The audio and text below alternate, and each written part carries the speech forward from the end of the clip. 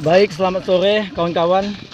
Hari ini kami diserang oleh aparat Brimob yang dikoordinir oleh Polres Bengkayang menyerang kami.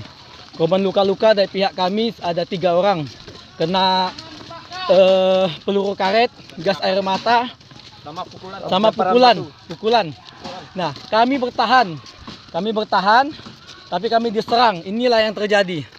Aparat terlalu anarkis, arogan, memancing kami, padahal kami sudah sangat bertahan.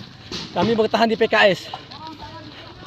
Inilah kelakuan aparat negara Republik Indonesia. Backing perusahaan Duta Palma milik Surya Darmadi, koruptor terbesar di Republik ini. Mereka dibayar untuk berhadapan dengan kami, berperang dengan kami. Hah? Apa?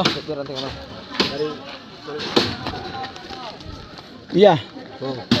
Ya, surat perintahnya ini. Surat perintahnya. Ya.